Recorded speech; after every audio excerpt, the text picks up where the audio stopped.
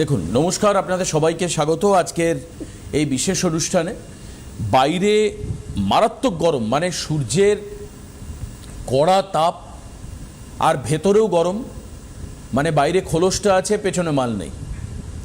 এখন এরকম যদি হয় তাহলে গরম বাড়বেই, সেটা হচ্ছে। আমি কি বলতে চাইছি, কারণ হচ্ছে আপনাদের বাইরের দিকে অনেক মানুষের মতো আকৃতি রয়েছে, ভেতরে মানবিকতা নাই। আপনি ঈশ্বরের কাছে যতই যান, ভগবানের কাছে যতই প্রার্থনা করুন, আপনার জীবনে টার্ন আউট আসবে না। মানবিকতা, আন্তরিকতা এগুলো না থাকলে একজন দেখবেন আপনার পাশে বসে থাকে একজন মানুষ আরাম করছে, আরেকজন গরমে মরে যাচ্ছে। এই ধরনের পরিস্থিতি যখন মানুষের জীবনে আসছে, আমি এটাই জাস্ট আপনাকে বোঝাতে চাইছি। দেখবেন আপনার পাশের বাড়ির লোকটা 4 তলা বাড়ি করে ফেলেছে, প্রত্যেক দিন জয়পুর থেকে পাথর আসছে, মার্বেল, আর আপনার মেঝে এক জায়গায় ভাঙা, সেটা নিয়ে আপনি দুঃখে ছিলেন। যেদিন আপনি দেখলেন ওই ভাঙা জায়গা থেকে একটা ইঁদুর মুখ বার করেছে, সেদিন বুঝলেন ভাঙাটা শুধু উপরে নয়, ভেতরেও গর্ত করে অনেকটা বড় ভাঙা তৈরি করে ফেলেছে। জীবন হচ্ছে এরকম, আপনি একটু টেক কেয়ার না করলে সেখানে ইঁদুর বাসা বাঁধবে, আরশোলা বাসা বাঁধবে, সাপে বাসা বাঁধবে, এবং সেটা আপনার জীবনের জন্য বিপজ্জনক হতে পারে। আজকে আপনি ওই মেঝে দিয়ে হাঁটছেন, কালকে পুরো গাড্ডা হয়ে যেতে পারে, ভেঙে হুড়মুড় করা হয়তো একদিন আপনি আপনার পরিবার সহ গর্তে পড়লেন। আসলে এই গর্ত শুধুমাত্র জীবনে চলার পথের গর্ত নয়, আপস অ্যান্ড ডাউন মানুষের জীবনে হয়, এটা স্বাভাবিক, কিন্তু ইচ্ছাকৃতভাবে সর্বনাশের দিকে নিয়ে যাওয়া, এটা ইচ্ছাকৃত আত্মহত্যার মতো অনেকটা।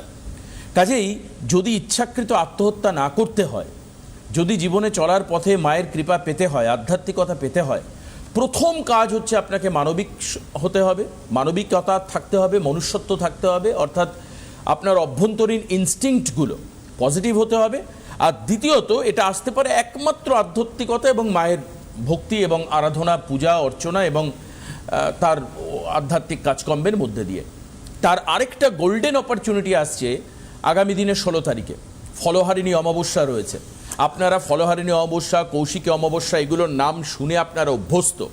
অর্থাৎ বছরের বড় বড় যে সমস্ত অমাবস্যাগুলো রয়েছে, মানে যাদের একটা নাম রয়েছে, তার মধ্যে ফলহারিণী অমাবস্যা।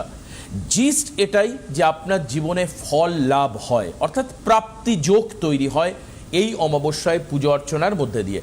আসুন, আজকে আমাদের সঙ্গে শ্রীদেব রয়েছেন, শ্রীদেবের কাছে যাব।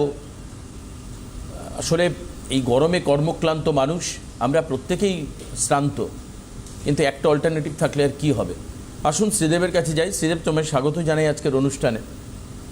প্রকৃতি বিরূপ, সবই বিরূপ, কিন্তু তার মধ্যে দিয়ে মানুষকে চলতে হবে।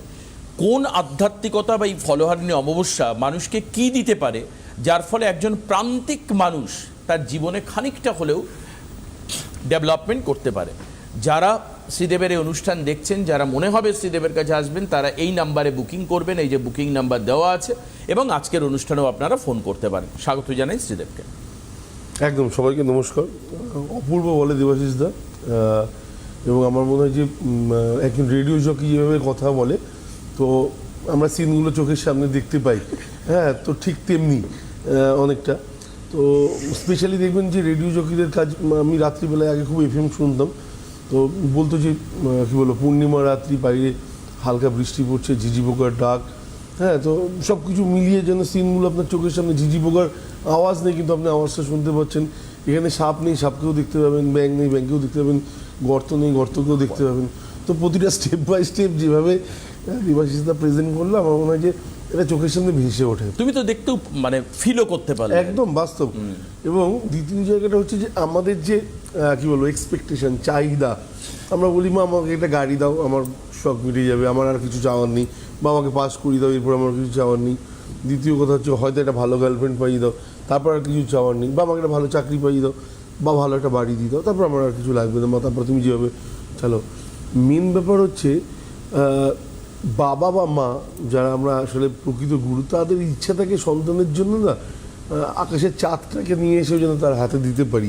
তো ভগবান যখন আমাদের পাঠিয়েছেন না, উনি কোনো লিমিট রাখেননি আমাদের মধ্যে, আনলিমিটেড, এবং আমরা তাকে একটা লিমিটে বেঁধে দিচ্ছি। আমাকে এই টাকার মালিক করে দাও, আমি খুশি হয়ে যাব।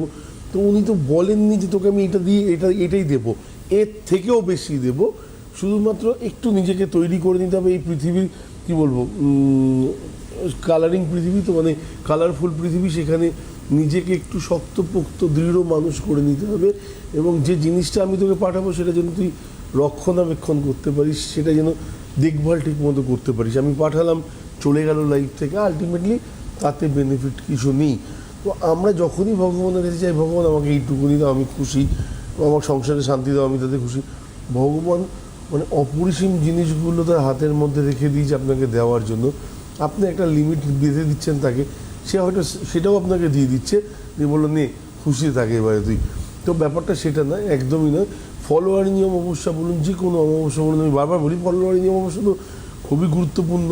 সবথেকে বড় ব্যাপার, সামনের মাসে মে মাসে অমাবস্যা 16 তারিখে, এখন থেকে অলরেডি কাজ দেওয়া শুরু হয়ে গেছে মানুষের, মানে বিশ্বাসটা কোন জায়গায়, এটা গেল একটা। দ্বিতীয় জায়গা হচ্ছে যে অবশ্যই যারা যারা মনে করছেন বাড়িতে বাস্তুভিত্তিক হতে পারে বা নিজের ফ্যামিলিতে গ্রহগত দোষের জন্য সন্তান এগোতে পারছে না, প্রতিটা পার্ট আমার মনে হয় আলাদা আলাদা করে ভাবনা চিন্তা করার দরকার আছে।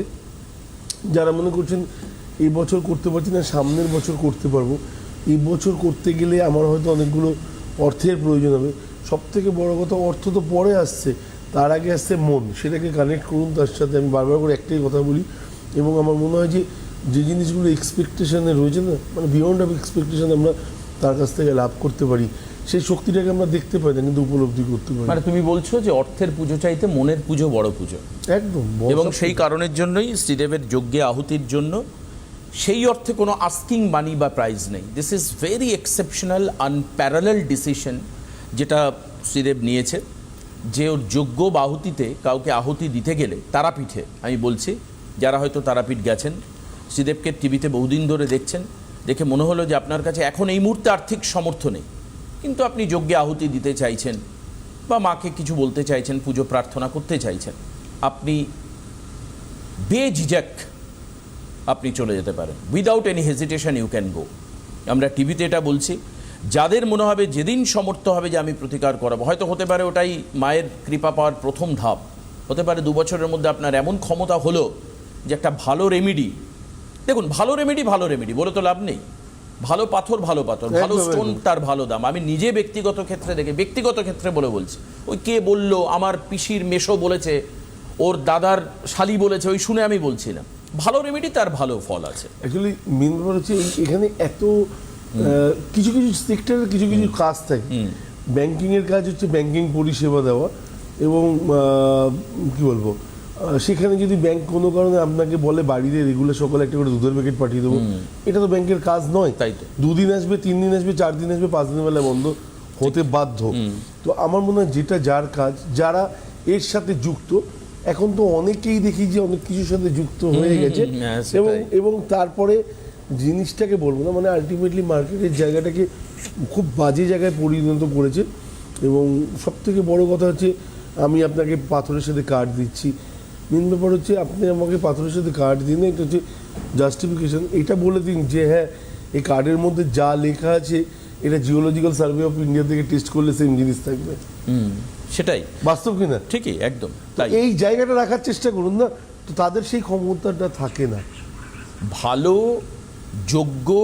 যোগ্য রেমেডি বা যোগ্য প্রতিকার বা যোগ্য শুদ্ধিকরণ, মানে বিশুদ্ধ শুদ্ধিকরণ, হ্যাঁ, 1600 প্রচারে ছাড়া তুমি শোধন করলে সেই স্টোন অ্যাকচুয়ালি রাস্তা থেকে একটা হলুদ পাথর পড়লে, একটা প্রোগ্রেস পড়লে, দুটোই সমান কাজ হবে না। ওই হলুদে তোমার যেটুকুনি কাজ হলো, বাকিটা এটা হচ্ছে ইষ্ট দেবতা। আর 1600 প্রচারের কথার অর্থ কি, এটা নিয়ে আমি অবশ্যই পরে আলোচনা করব।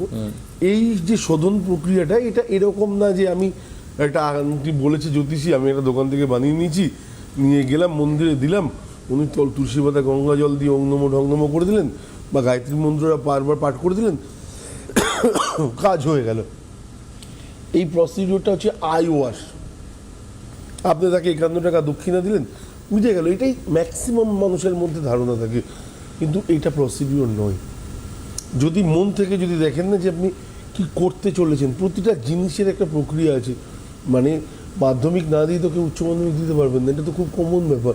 ঠিক তেমনি স্টোনটাও যদি আপনি নেন, নেওয়ার পরে সেটা যদি 1600 প্রচারে শোধন না হয়, তাহলে তার ভালো রেজাল্ট ভালো, এফেক্ট আসা জীবনে, রেমেডি থেকে কথা বলা, তো এই জিনিসগুলো। আর কেউ যদি বলেন যে স্টোনে কাজ হয় না, এটা অবশ্যই তার ব্যক্তিগত মতামত, আমি দ্বিমত প্রকাশ করব না। কিন্তু আমি আপনাকে একটা কথা বলবো, কেউ যদি আপনাকে বিশ্বাস করে কোনো স্টোন দিয়ে থাকে, স্টোনটাকে শুধু ধারণ করে থাকবেন, হয়তো সেই সময়টাতে আপনার খুবই খারাপ গেছে, তার উপলব্ধিটা আপনি পাননি সেই টাইমটাতে। কিন্তু যখন আপনার একটু ভালো আসা টাইম স্টার্ট হবে না, তখন ওই একটু ভালো তো আর একটু ভালো তো থাকবে না, অনেক ভালো থেকে পরিণত হয়ে যাবে। তবে একটা কথা বলি, অনেক ভালো আপনি ভাবতে পারেন, কিন্তু কেউ না ওভার এক্সপেকটেশন করবেন না। হ্যাঁ, এটা খুব পরিষ্কার বলা উচিত। তার কারণ হচ্ছে, যার নিজের বাড়ি নেই, কোনো না, একজন আছেন যে ভাবেন যে ধারণ করলে বা রেমেডি নিলে 7 দিনের মধ্যে কাজ হয়ে যাবে।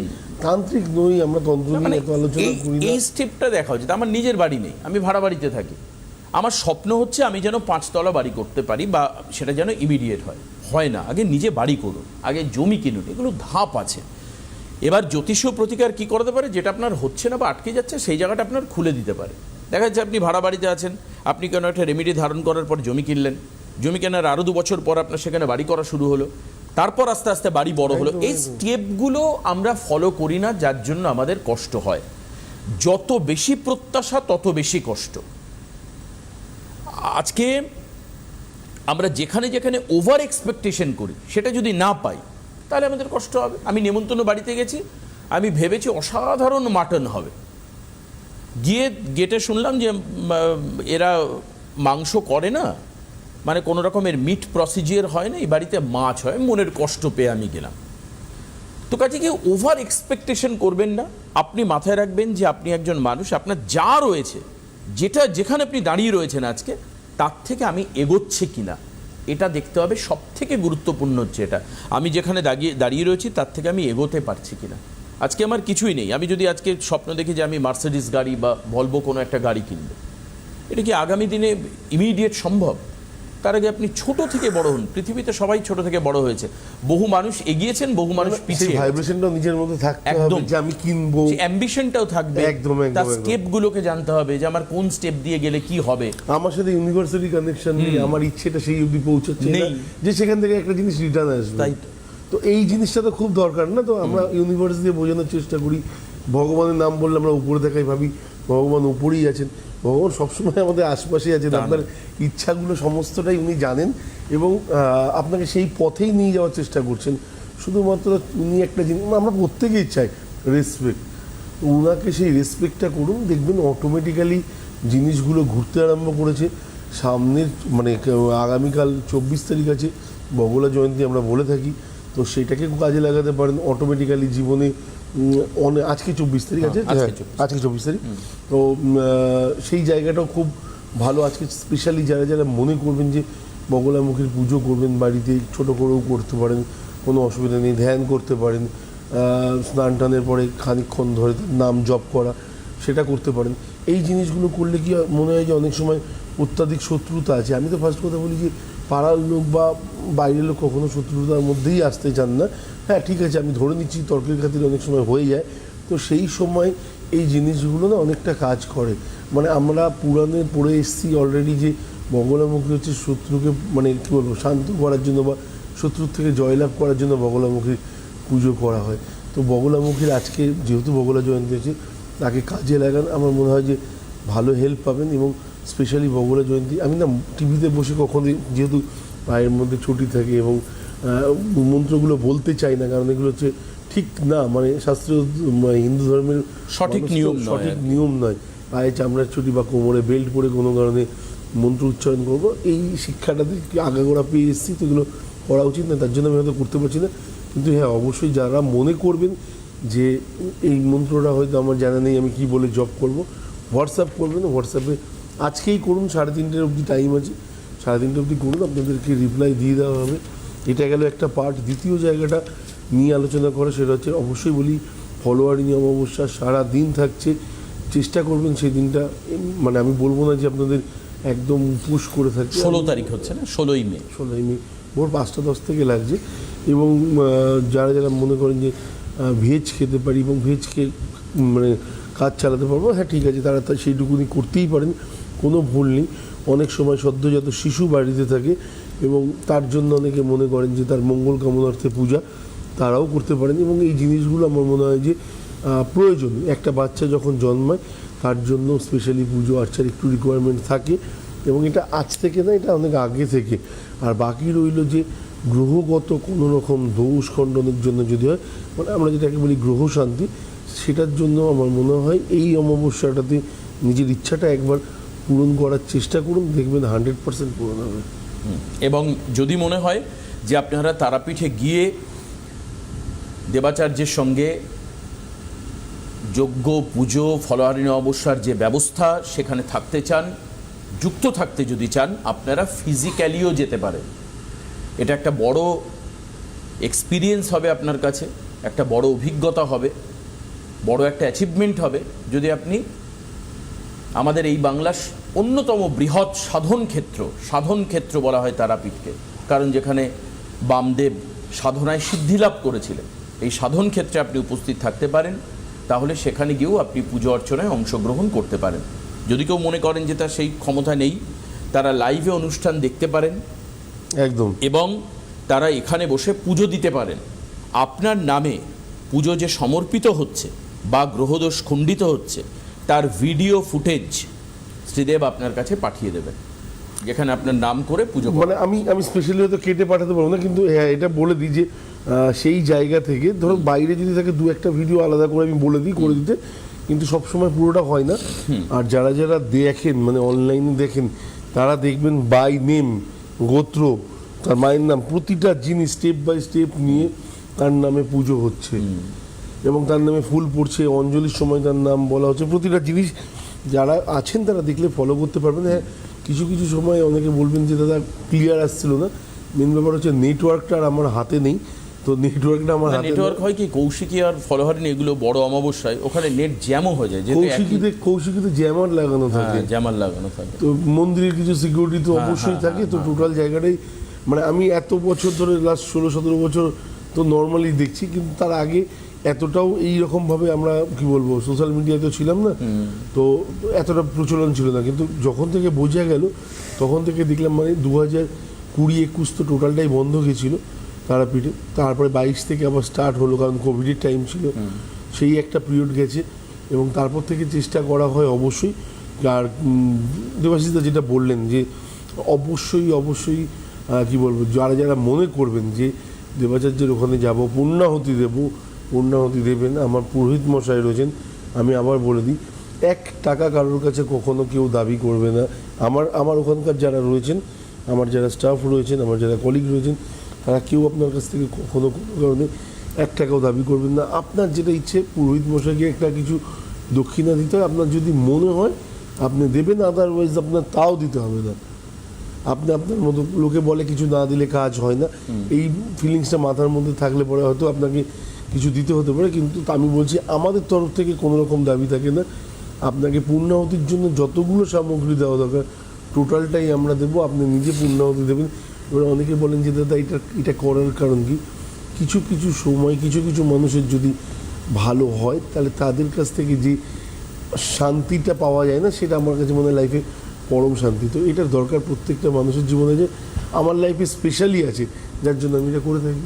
না, আহুতি দিয়ে যদি দেখা যায় আপনার জীবনে পরিবর্তন আসছে, তখন সেই ব্যক্তি পরবর্তীকালে জ্যোতিষ প্রতিকার বা আধ্যাত্মিক প্রতিকার বা রেমিডির দিকে যেতে পারেন। দেখুন, প্রতিকারটা অনেকটা দূরের ব্যাপার, কিন্তু তার মনে যে শান্তি আমি গেছিলাম সেটা তো আছে, প্রোগ্রাম দেখে, সেটা তো এটা অনেক বড় পাওনা। আচ্ছা, একটু বলো যে এই ফলহারিণী অমাবস্যা কাদের জন্য উপযুক্ত, মানে ব্যবসায়ী বলো, সাংসারিক বলো, বা পড়াশোনার ক্ষেত্র বলো, নাকি সবার জন্য? দেখো, অশুভ ফলকে আমি আগের দিন কি বলছিলাম, অশুভ ফলকে হরণ করে শুভ ফল লাইফে প্রদান করাটা হচ্ছে, মানে এখানে তো মা কালী বিভিন্ন রূপ, ভদ্রকালী, সিদ্ধিকালী, শ্মশানকালী, দক্ষিণাকালী, তারা মা, তো তার কাজ আপনার লাইফে যদি যে কোনো সমস্যা থাকে, সেই সমস্যা থেকে যদি মুক্তি পেতে চান, আমার মনে হয় ফলহারিণীর থেকে বেটার এই মুহূর্তে, মানে কৌশিকী আসবে আবার বেশ খানিকটা টাইম আছে, কিন্তু এই টাইমে ফলহারিণী অমাবস্যা ইজ গুড। মানে যে কোনো বিষয় যদি আপনি ফল পেতে চান, কিছু অ্যাচিভমেন্ট করতে চান, হ্যাঁ অ্যাচিভমেন্ট, তাহলে কিন্তু এই ফলহারিণী অমাবস্যার জন্য আপনি বুক ছোট ছোট আশা আছে, এইগুলোর জন্য আমার মনে হয় যে না, এগুলো দরকার নেই। ছেলে মেয়ের বিয়ে হচ্ছে না বা চাকরি পাচ্ছি না, যেগুলো হয়তো মানে খুব দরকার আমার লাইফে, সেগুলোর জন্য আমার মনে হয় ঠিক আছে। অবশ্যই কাজে লাগানো যেতে পারে। আচ্ছা, এবার বলো যে এই পুজো অর্চনা করাটা মানুষের জীবনে কতটা দরকার, মানে একজন গৃহস্থের ক্ষেত্রে বা বাড়িতে অনেকে দেখা যায় কি আজকালকার দিনে ঠাকুরের জায়গাটা বা আসনটা অনেকটা ব্রাত্য হয়ে গেছে, হয়তো বাড়িতে নেই, মানে এমনিতেই অ্যাপার্টমেন্টের ছোট জায়গা, তার উপরে ঠাকুরের জায়গা মানে বড্ড ছোট আর কি হয়ে গেছে। তো এই যে তোমরা, আমি দেখেছি বিরাট করে ঠাকুরের আসন করো, বা তোমার বাড়িতে যদি কেউ দেখেন, বা আরও অনেকেরই আমি দেখেছি বিরাট করে মন্দির করা রয়েছে বা বড় জায়গা রয়েছে ঠাকুরের জন্য। এই যে ঠাকুরের জায়গা বা ঠাকুরের আসন বা রেগুলার একবার করে ঠাকুরকে জল মিষ্টি দেওয়া, এই যে প্রক্রিয়াগুলো, এটা কেন করতে বলো তোমরা, বা তোমার কি সাজেশন? না, আমার মনে হয় যে তার সাথে কানেকশান, তার প্রতি বিশ্বাস, যে আমি 3 বেলা খাচ্ছি, তাকেও আমাদের 3 বেলা দেওয়া উচিত। দ্বিতীয় জায়গাটা হচ্ছে যে ঠাকুর ঘর বড় হওয়া উচিত, বা ঠাকুরের জায়গাটা বড় হওয়া উচিত। আমি একটা বড় ঘরে যদি থাকতে পারি, আমাকে এই ঘরটা কে পাইয়ে দিয়েছে, তার থেকেই তো আমার কাছে এসছে, তো তার তো মানে কী বলবো, তার মনে হয়তো আশা হতে পারে যে আমি যাকে পাঠিয়েছি সেও আমাকে পৃথিবীতে একটা এমন সুন্দর জায়গা করে দিয়ে আমাকে পুজো করবে সেইখানে। তো আমার বিশ্বাস, এবং আমার ঠাকুর ঘরটা স্পেশালি আমি যদি বলতে পারি, টোটালটাই একটা কী বলবো, পুরো একটা বড় রুমের মধ্যেই, এবং সেই জায়গা থেকে তাকে রাখার কারণ হচ্ছে অবশ্যই মা কালী রয়েছেন, আমাদের বাড়ির কালী হচ্ছে দক্ষিণা কালী, পৌষ মাসে পুজো হয়। তো সেই জায়গা থেকে আমার মনে হয় যে তাকে যদি আমি তার মতো করে সম্মান করতে পারি, তাদের ঘুমানোর টাইম, তাদের সমস্ত কিছু সেট করার রয়েছে, সকালে একবার, দুপুরে একবার, রাত্রে একবার, 3 বেলা পুজো দেওয়ার সিস্টেম একদম চালু থাকে। অনেক সময় আমি থাকি না, তো তার জন্য কি করা যেতে পারে সেই ব্যবস্থাটাও করা থাকে। তো প্রতিটা জায়গা আমার মনে হয় এই জিনিসগুলোকে ভাবনা চিন্তা করে এগোনো দরকার। এবং আপনি যদি আপনার ফ্যামিলিতে তার নামে সমস্ত কিছু করে দেন, আপনি কখনো যদি বলেন যে আমার বাড়ি, আর কখনো যদি বলেন প্রভুর বাড়ি, দুটোর মধ্যে ডিফারেন্স থাকবে। প্রভুর বাড়ি বললে সেখানে কোনো দিন শয়তানের আশ্রয় হতে পারে না। শয়তানের আশ্রয় মানে আমি ইন দ্য সেন্স বলছি কোনো রকম প্যারানর্মাল অ্যাক্টিভিটিস, কারণ প্রভুর বাড়িতে আসবে এটাকে সাহস দেখাতে। নাম্বার 1 এটা, কোনো রকম ভৌতিক ব্যাপার বা কোনো রকম ভয়ের কাজ, এই জিনিসগুলো থেকে আপনি মুক্তি পেতে পারেন। দ্বিতীয় কথাটা হচ্ছে, যত বড়ই ঝড়ঝাপটা আপনার গৃহের সামনে আসুক না কেন, প্রভুর বাড়ি বললে তার বাড়িতে তো ঢোকার ক্ষমতা থাকে না। তো বাড়ির নামকরণের সময় আমার নাম প্লেটে আমার নাম থাকবে, এটা খুব স্বাভাবিক ব্যাপার, বা ফ্যামিলির নাম থাকবে। এটা না বলে শুধুমাত্র যদি আপনি ওই ওয়ার্ডটাও লিখে দেন, তাতেও দেখবেন আপনার যিনি পোস্টম্যান আছেন সেও চেনা হয়ে গেছে, চিঠিটা আপনার বাড়িতেই আসছে, তাতেও হয়তো কোনো সমস্যা হয় না। কিন্তু আমার মনে হয় কিছু কিছু জায়গায় না, বাস্তুর ক্ষেত্রে স্পেশালি এই জিনিসটা বিশাল হেল্প করে, যেগুলো হয়তো লোকে বলেন যে না, আর্থিক ব্যাপারে একটা ব্যাপার চলে আসে সাজেশন নেওয়ার জন্য, এটা একদমই না। কিন্তু এই ছোটো ছোটো জিনিসগুলো যদি আমরা সবসময় ভাবি, তাহলে আমাদের ক্ষেত্রে অনেকটাই হেল্প হতে পারে। বাড়ির বাইরে একটা ভগবানের ছবি লাগিয়ে দিলাম, একটা হনুমানজির ছবি লাগিয়ে দিলাম, উনি আমার বাড়িটাকে রক্ষা করবেন, একদম না। ওনার কাজ আপনার বাড়ির ভেতরটাকে রক্ষা করার, বাইরেতে পাহারা দেওয়ার জন্য উনি নন। তো সবার আগে যদি আপনি ওনাকে বাইরে দেখেন, দেখবেন প্রতিনিয়ত আপনার যিনি প্রতিবেশী রয়েছে তার সাথে ঝামেলা, থানা পুলিশ বিভিন্ন ঝঞ্ঝাট, তাতে আপনাকে জড়াতেই হবে।